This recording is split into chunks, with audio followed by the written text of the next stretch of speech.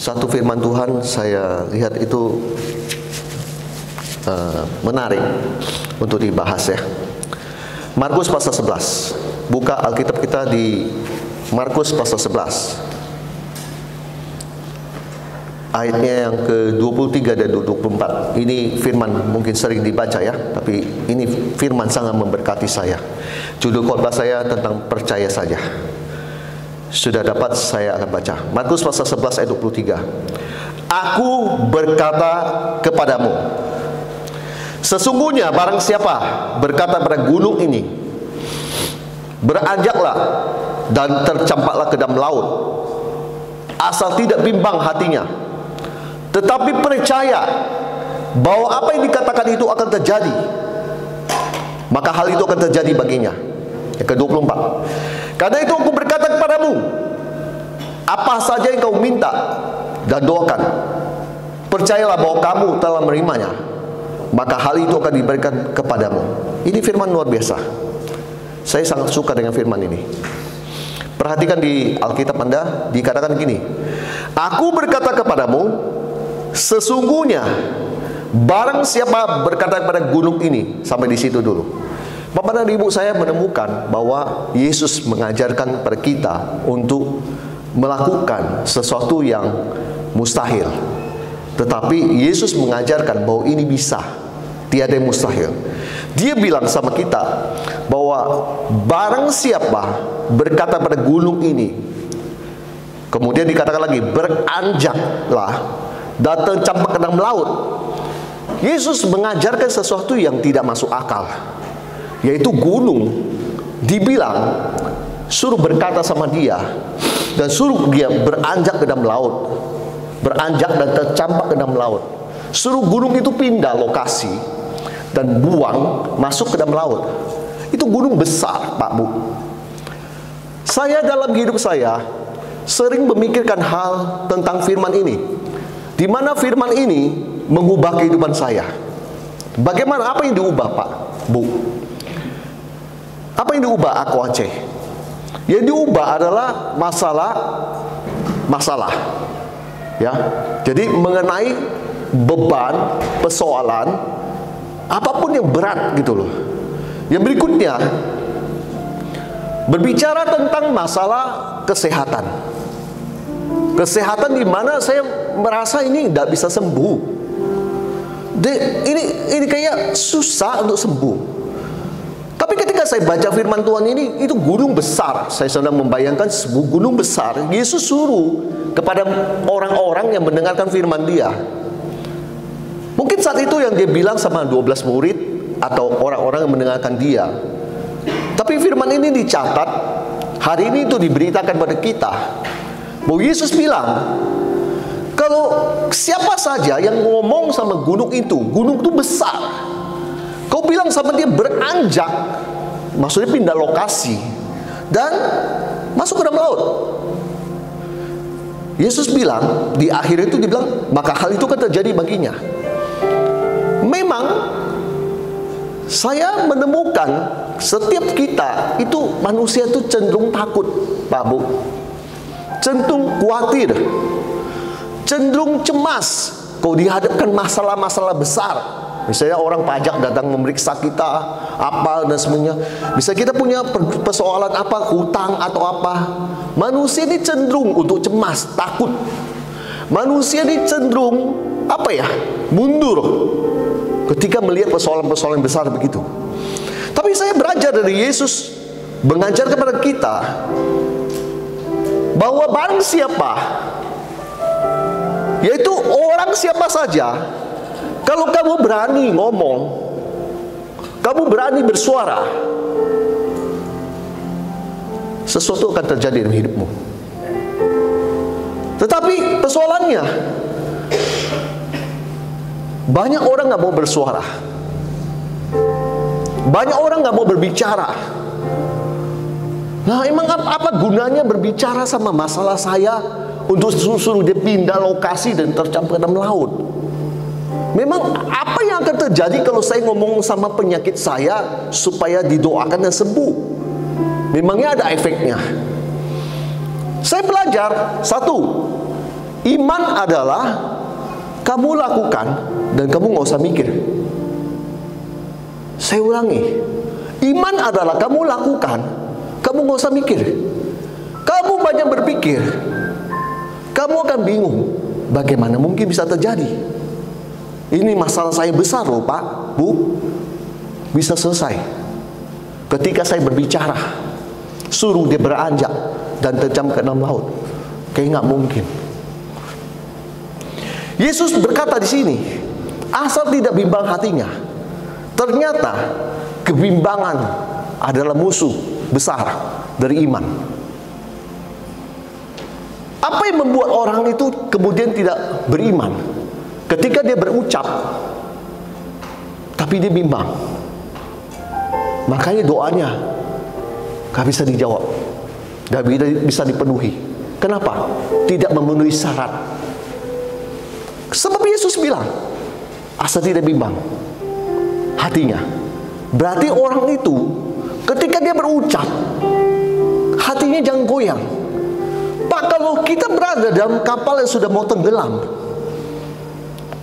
kita berdoa supaya jangan tenggelam, sedangkan air semua udah naik. Naluri manusia pasti bimbang, pasti cemas. Oleh sebab itu, Yesus mengajar kepada kita, ketika kamu berdoa, kau jangan bimbang. Sebab bimbang adalah musuhnya iman. Dimana ketika kamu berdoa, kemudian nggak terjadi. Harusnya terjadi karena kamu bimbang, nggak jadi. Tuhan dalam hidup saya mengajarkan saya berkali-kali, siapapun yang maju ke depan ketika kamu altar call, kamu nggak usah mikir apa penyakit dia. Ketika kamu memikir dan kamu menumpang tangan pada dia, kau bimbang, susah itu dijawab doanya. Jadi saya belajar bahwa kesembuhan itu dari Tuhan. Saya cuma alat. Jadi kalau Tuhan pakai tangan saya, pakai mulut saya, ya pakai aja udah. Nggak usah saya bimbang. Sebab bukan saya mengerjakannya. Kalau saya mengerjakannya, mungkin saya nggak gentar dan berpikir, mungkinkah dia bisa sembuh? Ada orang yang datang sama saya, dia punya persoalan hutang sangat banyak sekali. Kalau saya mau berpikir, sekian banyak M, kita doakan. Memangnya segampang gitu? Kan ada prosesnya, manusia berkata begitu. Tapi saya belajar lagi satu hal. Ketika kamu berdoa buat orang, bagianmu adalah kamu berdoa. Dan kamu lakukan saja. Kamu nggak usah berpikir. Bagian Yesus yang mengerjakan mujizat itu. Ada amin. Ada amin. Amin jemaat. Dikatakan ini, asal tidak bimbang hatinya, tetapi percaya. Rupanya percaya adalah sebuah kunci untuk membuka mujizat-mujizat itu terjadi dalam hidup kita. Di dalam Injil saya teliti, setiap kali Yesus mendoakan orang, Yesus selalu bertanya, kamu percaya gak sih kalau aku doakan kamu, istilah bahasa kasarnya, bahasa gaulnya, ketika aku doakan kamu, kamu percaya gak sih kamu akan sembuh? Saya menemukan pasien-pasiennya Yesus selalu berkata, aku percaya. Ketika dia bilang percaya, Yesus baru mendoakan mereka. Ketika dia gak percaya, Yesus mungkin gak akan layani dia. Saya percaya. Ketika dia percaya, seperti di dalam kehidupan dia membuka diri kepada mujizat itu turun dalam hidup dia. Waktu Yesus melepaskan kuasa dia ke dalam hidup orang itu, orang itu percaya. Dia membuka hati, membuka pintu untuk mujizat itu terjadi di hidup dia. Dan sangat saya boleh melihat bahwa orang itu sembuh. Saya nggak usah heran. Rupanya percaya ada sebuah kunci. Kau terima mujizat dari Tuhan. Percaya adalah kunci kau terima berkat dari Tuhan. Jadi kalau kita berdoa, Yesus sudah ajarkan, jangan bimbang. Kau bimbang, gak akan terjadi apa-apa. Di sini justru kamu harus belajar percaya. Kembali lagi naluri manusia. Pak, itu kayaknya sulit. Apa bisa terjadi? Justru karena kita manusia, kita punya naluri berpikir begitu, dan logika kita berpikir, ini kayaknya nggak mungkin, tak mungkin, tak mungkin. Maka kamu nggak terima apa-apa. Satu ya Pak ya Bu, alasan saya menjadi seorang Kristen, selain masalah surga, adalah saya percaya bahwa ketika saya percaya sama Dia, apapun itu, masalah berkat keuangan, masalah sesuatu yang nggak mungkin, dan juga masalah berkat dan jasmani, itu ketika saya lihat itu memang nggak mungkin. Tapi waktu saya berdoa, kuasa Tuhan bekerja, saya menemukan bahwa itu memang benar ada. Maka kenapa saya mau percaya sama Yesus? Belajar percaya sama semua omongan Dia. Manusia dengan logika, dengan semua yang ada, mengajarkan semua ilmu berdasarkan logika. 1 tambah 1 sama dengan 2. Tidak ada 1 tambah 1 sama dengan 12 atau 11. Tidak ada. Ilmu itu semua ilmu pasti. Tetapi kalau kamu ikut sama Yesus, Yesus mau mengajarkan kamu sesuatu hal. Apa sih keinginan kamu? Apa sih keinginan Bapak dan Ibu terkasih di tempat ini? Mujizat kesembuhan, mujizat keuangan, atau sesuatu yang menyangkut masalah kehidupan yang sudah cukup lama kamu berdoa untuk itu? Yesus bilang kamu harus percaya. Saya pelayanan di Bangka ini nggak terasa ya. Saya merasa, maksud saya bolak-balik ke sini itu sudah lama. Saya bilang sama sahabat saya, 8 tahun yang lalu kita, yang kemarin maksudnya Sabtu, kita ada ngopi di Kopitiam King Kong, saya bilang gitu. Saya bercanda sama dia. 8 tahun yang lalu, itu berarti udah lama sekali. Tapi saya memang melihat ya Pak Bu, Bapak dan Ibu terkasih, maaf kata saya ngomong apa adanya. Selama saya ada di sini, dan selama saya berteman dengan orang Bangka semua, saya melihat satu hal ya. Memang kalau kita ketemu Tong ini ya, orang kita ini sulitnya satu hal. Oh, dia udah Kristen, dia udah pelayanan, kita kasih firman, yang ada dia bangpa. Saya kadang lihat ya, ngomongnya berkelit, mau apa ini kan saya begini, saya begini. Itu yang susah. Apa yang membuat mujizat itu gampang bekerja? Ketika orang itu ada firman datang, orang itu ngomong gini, ya, amin, ya, amin. Ya, saya kalau layani orang NTT di Sumba, nggak ada bangpa-bangpa begitu. Kita kasih firman, kasih apa? Amin, Pak Pendeta, makanya sembuh. Sebaliknya yang saya lihat, yang tahu banyak firman, udah pelayanan, udah apa, susah kita ngomong. Kita ngomong, kemarin kan terlambat datang ke gereja ya. Cepat dia langsung, Pak Gembala. Itu kan cuma sekali, yang dilihat itu. Nah, susah kan? Ngomong sama orang kita, orang Singkawang, preman-preman aja saya nggak pernah kayak begitu. Saya cuma lihat ada di sini. Saya pernah ada di Tobuali suatu kali. Itu saya sebenarnya tidak mau mendoakan orang itu. Benar, saya tidak mau. Nggak ada niat. Bapak gembalanya dorong-dorong. Aduh, saya udah capek. Saya udah lihat orang itu. AQ itu saya udah lihat. Ini AQ ini suka apa? Kalau ngomong kasar apa selalu melawan. Bapak kepala dorong-dorong saya. Ayah udah duduk, istrinya duduk, dia duduk di situ. Berdoalah kita. Satu kata dari Roh Kudus saya dapat untuk dia. Saya bilang, aku ini tidak taat.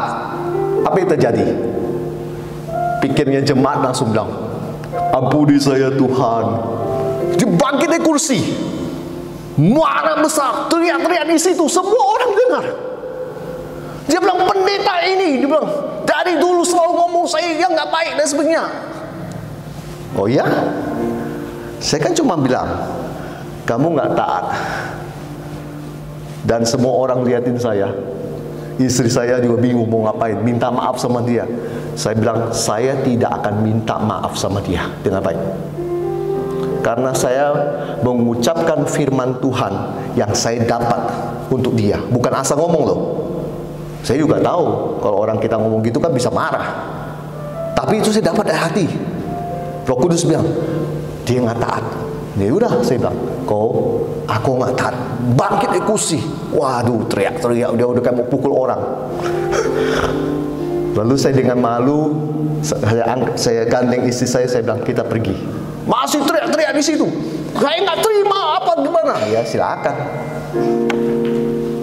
Sebulan berlalu, 2 bulan berlalu. Bulan ketiga masuk rumah sakit. Sakit jantung. Kritis. Kemudian dia ngaku sama teman saya. Ternyata dia itu memang nggak benar.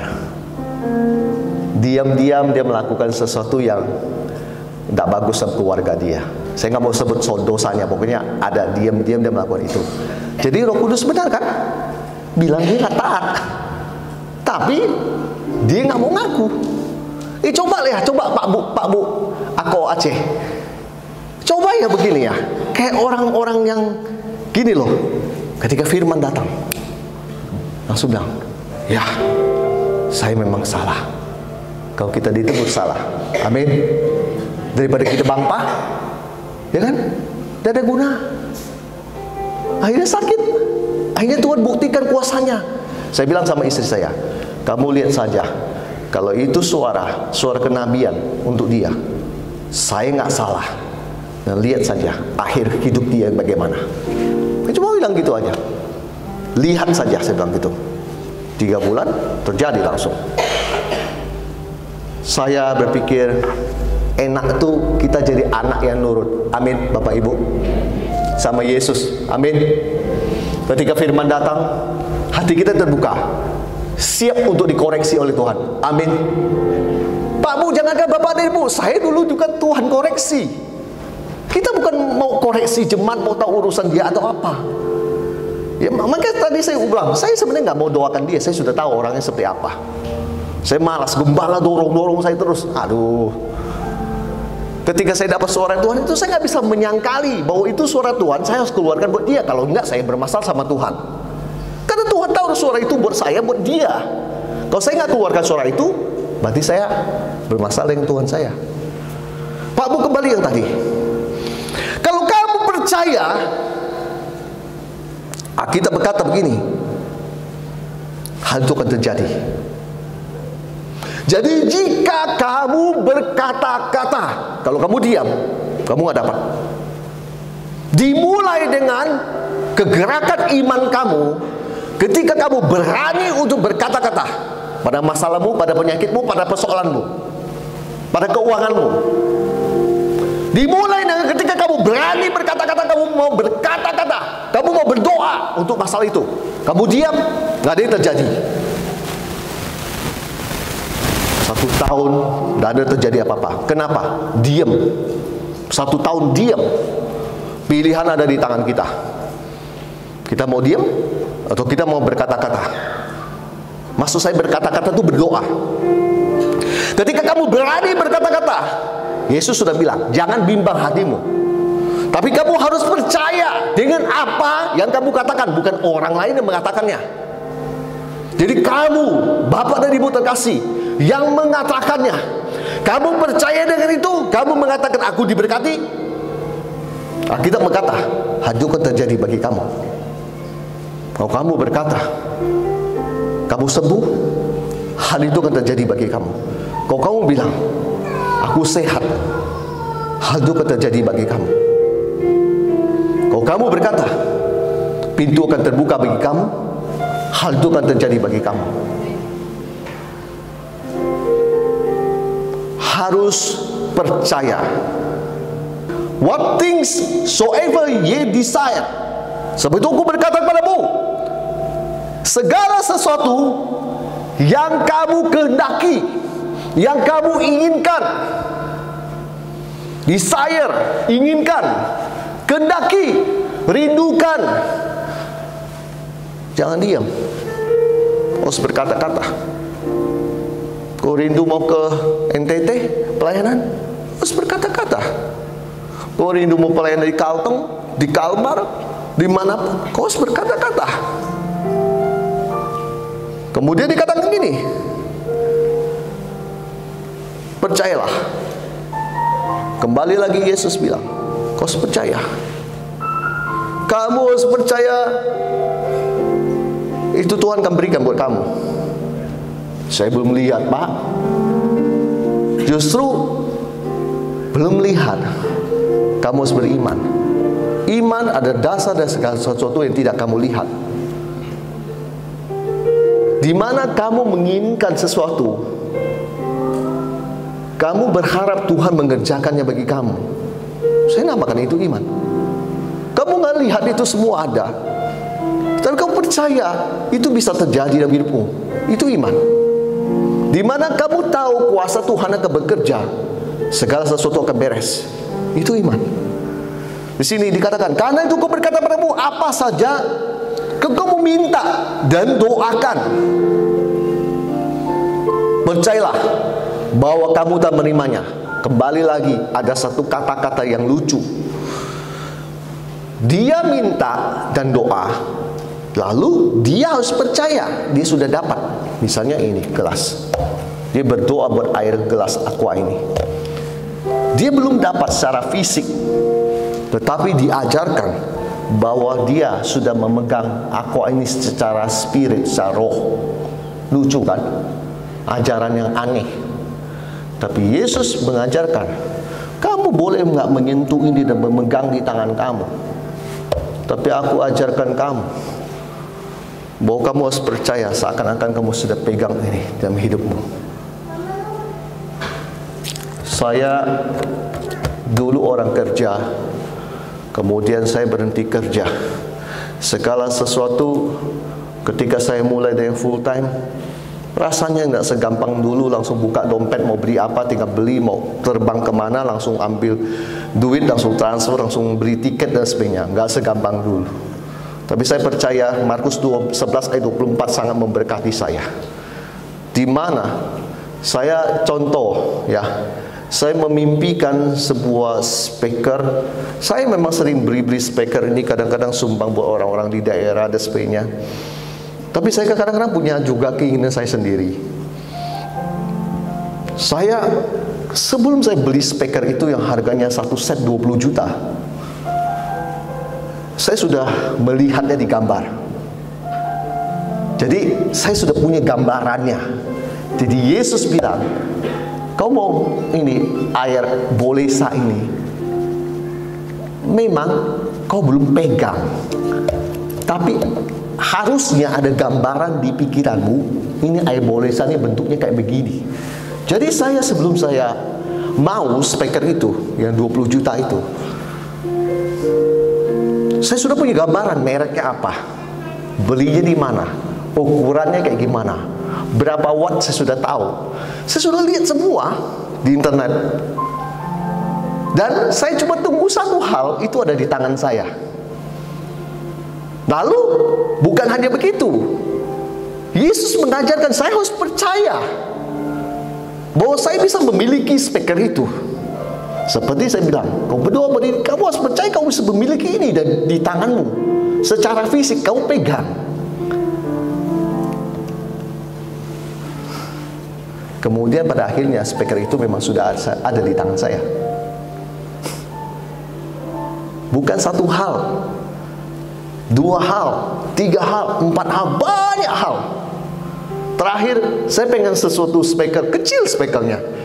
Saya ini memang orang suka musik. Saya lihat speaker komputer saya sudah rusak. Itu speaker komputer ya, kecil dia, cuma 1 sub, 2 tweeter kayak gitu, tapi suaranya harganya juga mahal. Saya lihat di internet, saya lihat Saya cuma udah lihat mereknya apa, berapa harganya, semua sudah lihat, semua sudah di bayangan saya. Kemudian saya harus percaya, saya sudah dapat itu di tangan saya. Seperti Yesus ajarkan, apa saja kau minta dan doa, kau harus percaya, kau sudah dapat. Kalau kamu nggak percaya, susah, nggak dapat. Pak, nggak masuk akal. Ya justru kamu percaya sama Tuhan yang nggak masuk akal. Ya, amin. Di mana gedung ini dulu saya masih ingat saya berdoa di situ. Ini 2 kali saya ngomong gini. Ya kan? Sampai rapi begini semua. Luar biasa maksud saya. Kamu percaya Tuhan yang luar biasa. Amin. Kau percaya Tuhan yang mengadakan. Amin. Nah, ini saya sedang mengajarkan. Tadi soal uang. 2, sekarang saya soal kesehatan. Kalau kamu dalam kondisi kamu selalu saja mengasihani dirimu dengan penyakitmu yang ada dalam tubuhmu. Padahal Yesus bilang di Yohanes 10 ayat 10, kerjanya pencuri juga hanya datang mencuri, membunuh dan membinasakan, tetapi aku datang untuk memberi kamu hidup, memberi kamu kesembuhan, memberi kamu hidup baik, memberi kamu hidup sehat, dan memberimu dalam segala kelimpahan. Tapi Pak, faktanya begini Pak. Oh iya, sudah saya bilang. Kalau kamu lihat fakta, kamu nggak akan bisa sembuh. Karena fakta, kondisi memang sakit. Kamu harus percaya.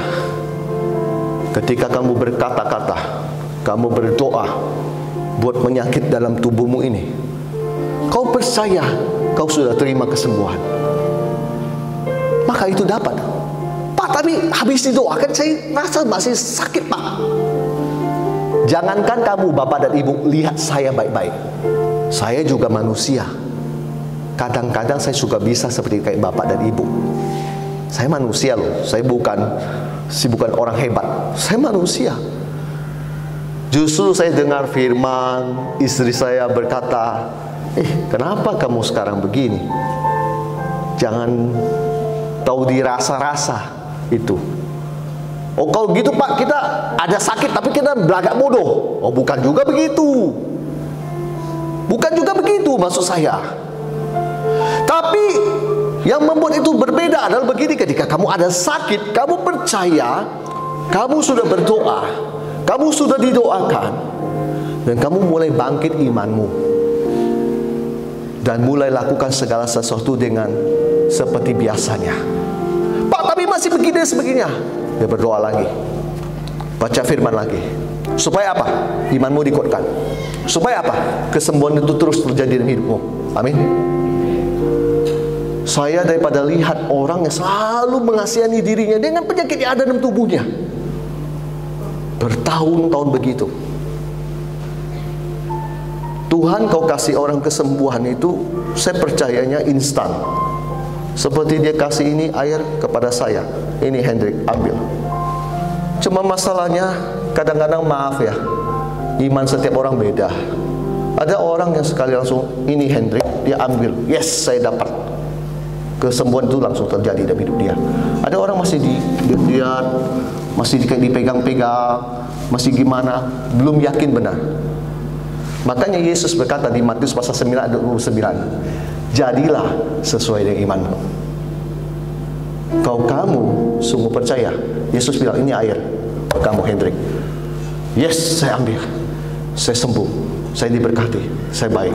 Jadi buat kamu. Jemaat kayaknya ada baik bingung hari ini. Tapi saya sedang mengkhotbahkan sesuatu yang bisa merubah hidupmu. Kamu percaya bahwa Tuhan itu dahsyat. Baiknya kamu mengalami Tuhan yang dahsyat. Belum mengerti? Saya ulang lagi. Kamu percaya Tuhan yang dahsyat. Sebaiknya kamu mengalami Tuhan yang dahsyat dalam hidupmu. Apa yang kamu alami? Keluargamu diberkati, kesehatanmu diberkati, hidupmu diubahkan semuanya. Kalau kita mengalami itu dalam hidup kita, Saya suka Yesus bilang, bahwa kamu telah menerimanya, maka hal itu akan diberikan padamu. Inggrisnya bilang, and ye shall have them. Kamu seharusnya dapat itu semua. Kamu dapat apa yang kamu doakan. Kamu dapat apa yang kamu pikirkan. Kamu dapat apa yang kamu percaya. Kamu dapat bahwa itu kamu sudah terima di tanganmu. Itu buat kamu. Buat kamu. Karena Bapa sedang memberkati. Bapa sedang melihat adanya senang. Saya mau garis bawahi sebuah perkataan ini. Bapa tidak senang umatnya menderita. Kalau kamu beranggapan Bapa sedang mencobai saya, no, itu salah. Kenali Bapa kita dengan baik dan benar. Bapa tidak senang anaknya yang hidup pas-pasan. Semua tergantung iman kamu. Kau percaya Bapa begitu, kau terima iman itu. Kau percaya Bapamu senang, kau kayak saya hamba Tuhan. Karena dulu saya orang kerja, orang bisnis. Saya punya waktu untuk liburan. Jadi ada waktu kerja, ada waktu liburan. Kalau sekarang saya ada waktu pelayanan, ada waktu liburan juga. Kalau kamu percaya Bapamu adalah Bapa yang kasih kamu pelayanan, kemudian kamu percaya juga Bapa bisa kasih kamu uang untuk liburan, kau terima itu.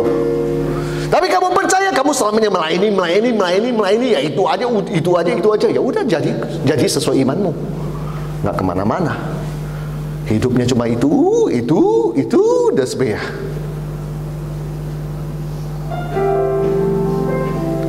Tuhan baik. Tuhan mau umat di tempat ini kau mengalami kebaikan Tuhan. Tuhan rindu rahasia ini kau dibukakan. Kau dapat hidupmu berubah. Jangan begitu terus. Jangan gak diberkati. Harus. Tapi untuk diberkati, sudah saya bilang, memang kamu harus mengerti bahwa yang Yesus katakan ini kadang susah untuk dimengerti. Masa dia ngomong? Karena itu aku berkata kepadamu, apa saja kau minta dan doakan. Dia bilang apa saja, berarti bukan satu hal, segala hal. Apa saja kau minta dan doakan, percayalah bahwa kamu telah menerimanya. Nggak masuk akal Tuhan. Kok sudah saya berdoa minta apa saja, tentu aku harus percaya aku sudah menerimanya Tuhan. Sedangkan di tangan saya belum ada Tuhan. Mana Tuhan? Mana Tuhan? Yesus mengajarkan, diam dulu. Apa saja kau minta dan doakan, percayalah. Seperti yang saya bilang, Yesus ketika kasih kesembuhan buat kamu, dia langsung bilang, ini. Tetapi seringkali orang, saya ulang lagi, maaf, ada yang melihat-lihat, ada yang masih coba-coba mau pegang, dirasa-rasa dulu, kau udah sembuh, baru bersaksi. Ada yang begitu, seperti perempuan 12 tahun pendarahan. Dia punya iman luar biasa. Asal hujamah saja jubahnya. Dia yang ngomong loh, bukan Yesus yang ngomong. Dia yang berstatement begitu. Asal hujamah saja jubahnya, aku sembuh. Kamu punya iman itu, kau terima, kau sembuh. Seperti saya bilang, Yesus kasih kamu kesembuhan instan. Persoalannya manusianya yang belum nyampai iman dia. Sudah saya bilang juga, iman orang tuh beda-beda. Ya ada kayak sahabat saya, kalau dia soal keuangan cepat sekali dia. Diam-diam saya liatin dia, saya belajar dari dia. Untuk masalah kesembuhan, memang saya nggak bilang saya lebih hebat. Dalam pelayanan kami berdua, memang saya lihat kalau urusan kesembuhan dan sebagainya, ya saya nggak ragu lagi sama Tuhan. Untuk masa keuangan saya banyak belajar sama sahabat saya. Tuhan kasih saya lihat dia bagaimana, dia bagaimana. Saya belajar. Hari ini saya diberkati oleh Tuhan. Keuangan saya diberkati oleh Tuhan. Tidak susah, saya diberkati Tuhan. Saya mau kasih tahu, Tuhan mau kita belajar. Tuhan mau kita belajar punya iman. Tuhan mau kita belajar apa saja firman-Nya kau terima, kau percaya saja. Kamu hari ini kamu mendengar mimbar ini berbicara tentang kesembuhan, tentang bagaimana orang bisa Tuhan ubahkan dari sakit-sakit, tentu Tuhan ubahkan semua. Itu semua berawal pintu gerbangnya cuma satu, percaya. Makanya saya lihat orang ketika nggak percaya ya nggak sembuh, orang nggak percaya ya nggak dapat. Tapi kalau dia percaya dia dapat. Kenapa kamu duduk di pesawat dari Pingkong kamu terbang ke Jakarta? Kau kamu percaya sama pilot yang membawa kamu? Kalau lebih baik kamu turun di pesawat itu. Justru karena kamu percaya kan, kamu akan sampai Jakarta. Semua kan baik-baik saja. Makanya kamu berani duduk di pesawat itu. Kau percaya hari ini? Kau percaya Tuhan mau melakukan sesuatu dalam hidupmu? Kau terima. Tapi kau percaya? Kau hidupmu begitu-begitu saja. Aku datang beribadah di sini begini, aku datang begini. Ya, itu yang kamu terima. Itu yang Bapak Ibu terima. Maaf kata saya mau ngomong begini. Saya masih belajar, Pak Bu. Walaupun firman ini susah, saya baca berulang kali, saya favoritnya firman ini. Makanya saya hafal, karena saya favorit. Ini firman favorit saya. Banyak hidup saya diubahkan oleh firman ini. Banyak. Dan sampai hari ini pun saya masih belajar firman ini. Saya suka satu kata dari Tuhan itu, apa saja kau minta doakan, kau percaya saja. Kau percaya saja. Jadi percaya itu tidak ada syarat. Syaratnya cuma kamu mau percaya atau tidak. Tidak usah dimikir nanti terjadinya kayak gimana. Nanti kau kayak bangunan ini nanti Ubin beli di mana, siapa donaturnya apa. Tidak usah dipikir. Stop berpikir. Tuhan mau mengerjakan kesembuhan dalam hidupmu, kau nggak sampai pikir. Saya boleh melihat Tuhan bekerja luar biasa di situ. Kenapa? Karena mereka itu, maaf kata, bukan orang punya uang untuk beli asuransi dan dia bisa sakit, dia pakai asuransi, dia bayar. Mereka nggak punya pilihan. Pilihan mereka cuma satu. Mereka harus percaya Yesus menyembuhkan dia. Makanya itu yang mereka punya, percaya. Itu yang mereka terima. Kalau orang masih punya asuransi, saya punya ini, punya apa uang, saya yakin secara manusia dia pasti akan pergi ke Singapura, pergi kemana untuk berobat kan. Itu manusiawi. Tapi saya lihat mereka semua tuh memang orang sederhana. Sederhana sekali. Dan saya boleh melihat ketika kamu percaya,